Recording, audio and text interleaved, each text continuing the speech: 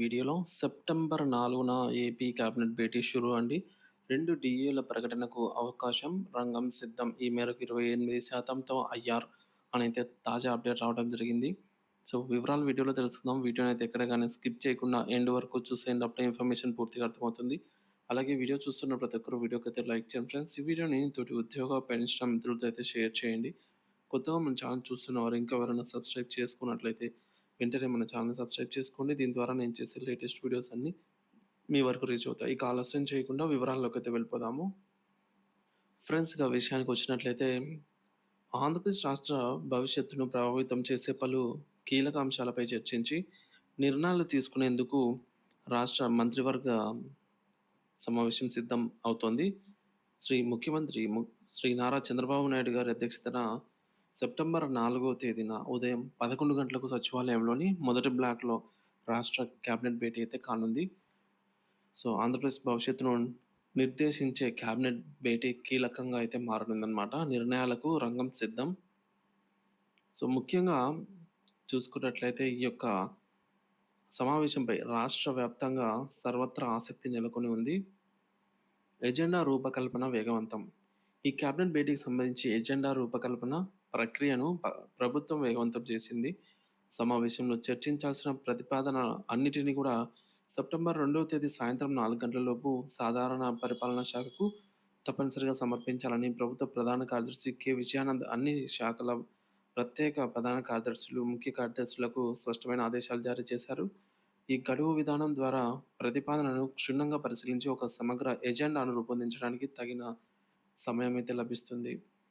మరి కీలక అంశాలేంటి? చర్చకు వచ్చే అవకాశం ఏముంది అని చూసుకున్నట్లయితే, ఈ మంత్రివర్గ సమావేశంలో పలు ప్రజా పాలన పరమైనటువంటి, ఆర్థిక పరమైన అంశాలపై కీలక నిర్ణయాలు తీసుకునే అవకాశం ఉందని రాజకీయ పరిపాలన వర్గాల్లో విస్తృతమైన చర్చ అయితే జరుగుతోంది. మరి ప్రధానంగా చూసుకున్నట్లయితే సంక్షేమ పథకాలు. సో, అంటే ఈ సంక్షేమ పథకాల కింద మహిళలకు ఉచిత బస్సు ప్రయాణం అని, తల్లికి వందనం, అలాగే దీపం పథకం పురోగతిపై సమీక్ష జరిపి తదుపరి కార్యాచరణను ఖరారు చేసే అవకాశం. అలాగే యువతకు ఉపాధి కల్పన, నిరుద్యోగ యువతకు ఉపాధి అందించే పథకాలపై, విధి విధానాలపై తుది నిర్ణయం తీసుకోవచ్చు.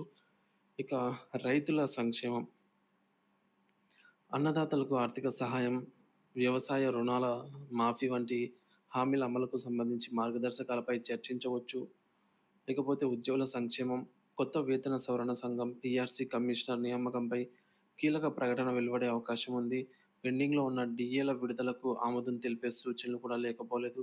మిగిలిన కాంట్రాక్ట్ ఉద్యోగుల సర్వీసు క్రమబద్ధీకరణపై పక్కా విధానపరమైన నిర్ణయాలు కూడా తీసుకునే అవకాశం ఉంది. ఇంకా రాష్ట్ర అభివృద్ధి, నిలిచిపోయిన అమరావతి నిర్మాణ పనులను పునఃప్రారంభించడానికి అవసరమైన నిధులు సమీకరణను, టెండర్ల ప్రక్రియ మరియు కాలపరిమితిపై కేబినెట్‌లో చర్చించి ఆమోదం తెలిపే అవకాశం అయితే ఉంది.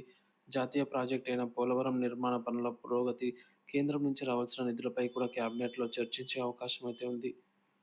శాంతి భద్రతలు, రాష్ట్రంలో శాంతి భద్రతల పరిస్థితిపై సమీక్ష, గంజాయి వంటి మాదక ద్రవ్యాల నిర్మూలనకు కఠిన చర్యలపై చర్చ జరగవచ్చు. ఇక ముఖ్యంగా ఈ కేబినెట్ సమావేశంలో ప్రజల, ఉద్యోగుల ఆకాంక్షలను నెరవేర్చే దిశగా కీలక ముందడుగైతే వేయనుందని అందరూ ఆశిస్తున్నారు.